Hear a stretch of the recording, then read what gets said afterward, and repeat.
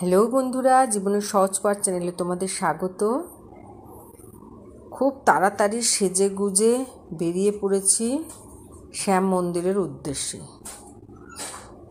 মানে আমার বোন আর সমাপ্তি এত তাড়াহুড়ো করলো, ঠিক মতো আমাকে সাজতে গুজতেও দিল না। খালি যেহেতু ভিড় হবে তাই গলার চেনটা খুলে পুঁথির মালাটার সামনে ছিল ওইটা পরে নিয়েছি। এদিকে বোন চলে এসছে, আর ওদিকে আর এক বোন একদম সোজা চলে যাবে মন্দিরে। মন্দির দর্শনে যাচ্ছি, তাই মনে খুবই আনন্দ। চলে এসেছি শ্যাম মন্দিরে। আমাদের বাড়ি থেকেই শ্যাম মন্দির এই 4 মিনিট কি 5 মিনিট। আলমবাজার থেকে একটু এগিয়ে নারায়ণের সিনেমার কাছেই। যারা এখানকার বাসিন্দা তারা অবশ্যই জানবে। দেখো দূর থেকে মন্দিরটা দোলের সাথে তাল মিলিয়ে কি সুন্দর রঙিন হয়ে উঠেছে, খুব সুন্দর লাগছে। আর কত মানুষের ঢল নেমেছে দেখেছো। ওই জন্যই ওরা খুব তাড়া দিয়ে দিয়ে আমাকে এনেছে। মানে রাস্তায় যে আমি একটু ভিডিওতে তোমাদের সাথে কথা বলবো সে সময় পর্যন্ত ওরা দিচ্ছে না, ওরা আগে এগিয়ে যাচ্ছে। ওই জন্য দেখলে তো কি তাড়াতাড়ি হেঁটে এলাম। যত রাত বাড়বে তত মানুষের মানে ভক্তদের আনাগোনাও বাড়বে। সেই জন্যে আমরা ফাঁকায় ফাঁকায় দর্শন করে বেরিয়ে যেতে চাই।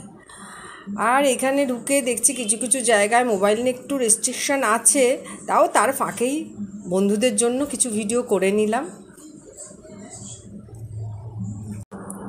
মন্দিরের ভিতরটা কি সুন্দর সেজে উঠেছে, রঙিন পতাকায় অপূর্ব লাগছে। প্রত্যেকেই আমরা ঈশ্বরের সন্তান, সেই হিসাবে প্রত্যেকের সাথেই আমরা কোনো না কোনো সম্পর্কে সম্পর্কিত। তাই মন্দিরে অসংখ্য দর্শনার্থী। আমরা তো কাছের মানুষ, কত দূর দূর থেকে মানুষজন এসেছে ভগবানের দর্শন পাওয়ার জন্য। তা আজকের এই শুভ দিনে একটু সময় করে তার পাদস্পর্শে আসতে পেরেছি, এটাই অনেক। সময় না হলে কিছুই হয় না।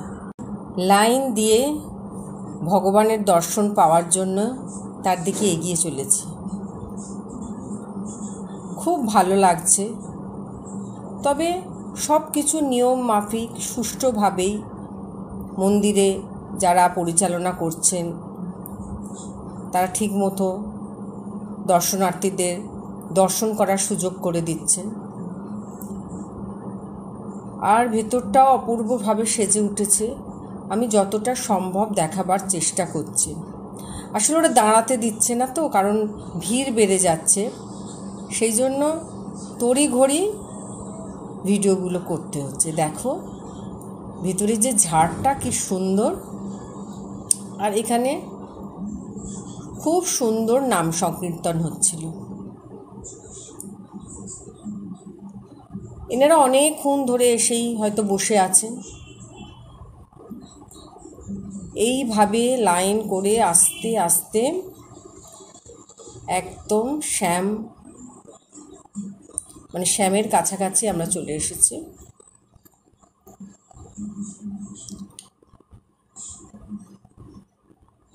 তবে সাজানো আমার বেশ ভালো লেগেছে। এই দেখো এখানে নাম সংকীর্তন হচ্ছে এবং সবই হচ্ছে আমাদের রাষ্ট্রীয় ভাষা হিন্দিতে।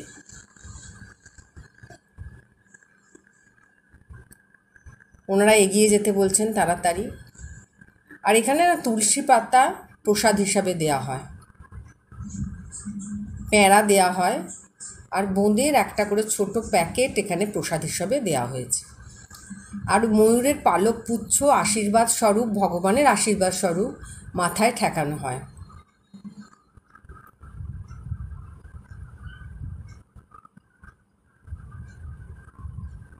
যতটা সম্ভব দেখাবার চেষ্টা করছি। দেখতে পেলে হয়তো যে পালক মাথায় ঠেকানো হচ্ছে ময়ূরের। আর এখানে ঠাকুরের প্রসাদ বিতরণ করা হচ্ছে। এইভাবেই লাইন ধরে সুষ্ঠুভাবে আমরা দর্শন করে ঠাকুরকে এগিয়ে চলছি। পারস্পরিক ভাব বিনিময় চলছে এর মধ্যেই, বেশ ভালো লাগছে। পাশে একটি শপিং মলে গিয়ে ঢুকলাম, মানে কি না করেছি আজকের দিনটাতে, তা সেগুলোই ঘুরে ফিরে দেখছি। তারপরে ইচ্ছা হলে বা প্রয়োজন হলে তবেই কেনাকাটি করব। বিভিন্ন রকম জিনিস আছে এখানে, যা থাকে আসলে বিভিন্ন শপিং মলগুলোতে, সেগুলোই একটু ঘুরে ফিরে দেখলাম, ভালোই লাগছিল।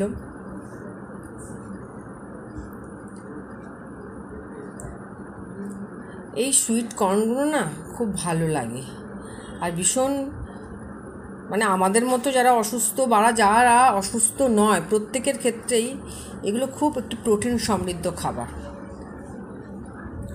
যখন জায়ের বাড়িতে বেড়াতে গেছিলাম তখন এই সুইট কর্ন যা আমাকে করে দিত, বেশ ভালো লাগতো, কিন্তু নিজে করে আর খেতে ইচ্ছা করে না। দেখো কত কিছুর সমাহার, দেখতেও তো ভালো লাগে বলো, এগুলো কিনি বা না কিনি। আসলে কি কিনতে হবে সেরকম তো কিছু বলে দেয়নি, দেখি না, তারপর দেখি কেনা যায় কি না। আসলে এক উদ্দেশ্য নিয়ে বেরিয়েছি, মানে লক্ষ্য তুমি যতই স্থির রাখো, ঠিক জায়গায় গিয়ে তুমি যে কোন দিকে যাবে সেটা ঈশ্বরই জানে।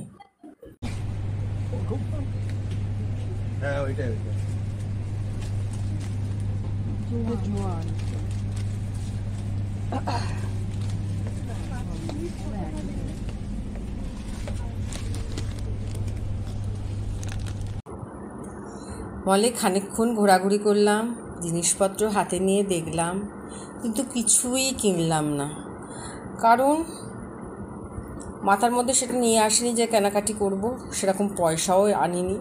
যা এনেছি একটু টুকটাক খাবো, খাওয়া দাওয়া করবো, সেরকমই পয়সা করিয়ে এনেছি। একদম ধ্রুব সত্য কথা যেটা, সেটাই বলে দিলাম। তবে এখানে আসার আর একটা কারণ হচ্ছে, এটা তিন মনে হয় ওপেনিং হয়েছে মলটা, তাই একটু দেখতে এলাম, কারণ বেরোনো হয় না বিকেলের দিকটায়, আর সকালে এখন তো প্রখর রোদ, এখন আর বেরোনোই যাবে না, সেই জন্যেই আসা।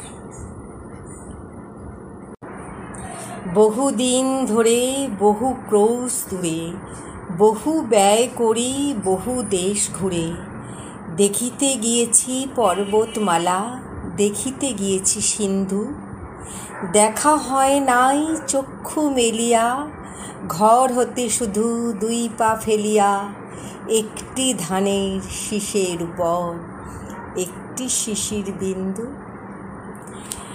শ্যাম মন্দির শপিং মল ঘুরে চলে এসেছি গঙ্গার ঘাটে, যদিও সন্ধ্যে 6:30 বেজে গেছে, তাও ভাবলাম একদম কাছাকাছি ঘেঁষাঘেঁষি সব জায়গাগুলো একটুখানি ছুঁয়ে যায়, কারণ বেরোবো বললেই তো আর বেরোনো হয় না, সুযোগ যখন পেয়েছি তার সদ্ব্যবহারও করি।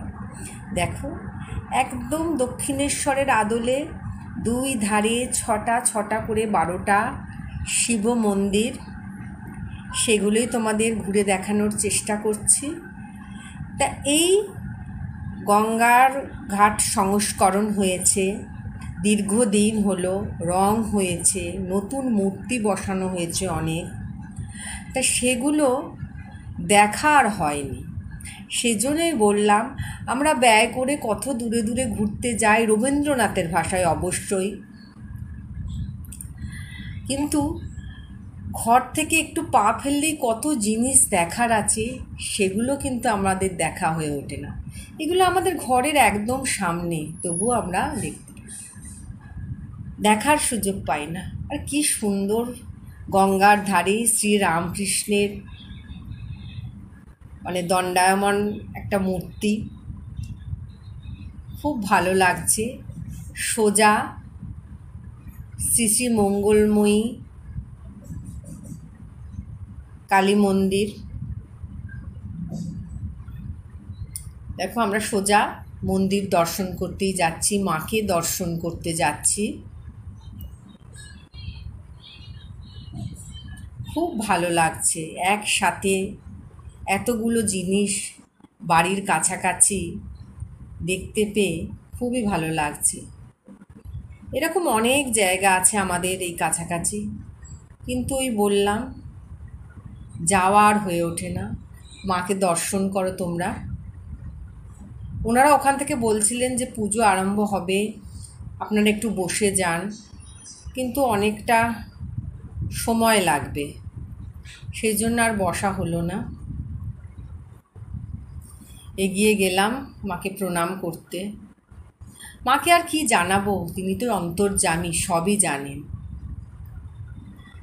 এটুকুই কামনা করলাম যেন ভালো থাকি, আমার সাথে যারা জড়িত আছে, আমার সাথে যারা বিভিন্ন রকম সম্পর্কে সম্পর্কিত আছে, শত্রু মিত্র সবাই যেন ভালো থাকে, সেই কামনা করেই আবার চলে আসছি। ইচ্ছা আছে গঙ্গার পাড়টাতে গিয়ে একটু বসার, দেখা যাক। ওইখানে গিয়ে একটু বসে আবার একবার মায়ের কাছে হয়তো আসতে পারি।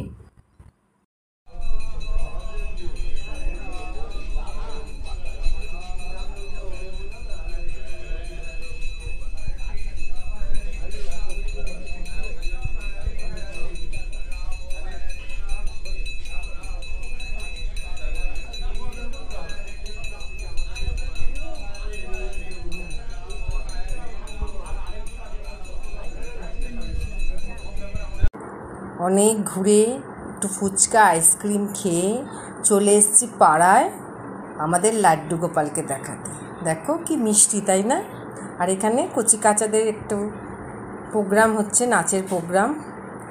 একটু দাঁড়িয়ে দাঁড়িয়ে দেখলাম, একদম দাঁড়ানো যাচ্ছে না, কারণ রাস্তার পাড়েই পুজোটা আর কি, সেই জন্য একদম ভিড় করে দাঁড়ানো সম্ভব নয়, তাই যতটুকু সম্ভব দেখাবার চেষ্টা করলাম। তাই এইভাবে দোলের দিনটা সকাল থেকে সন্ধ্যা পর্যন্ত খুব ভালো কাটলো, খুব সুন্দর কাটলো। সবাই ভালো থেকো, টাটা।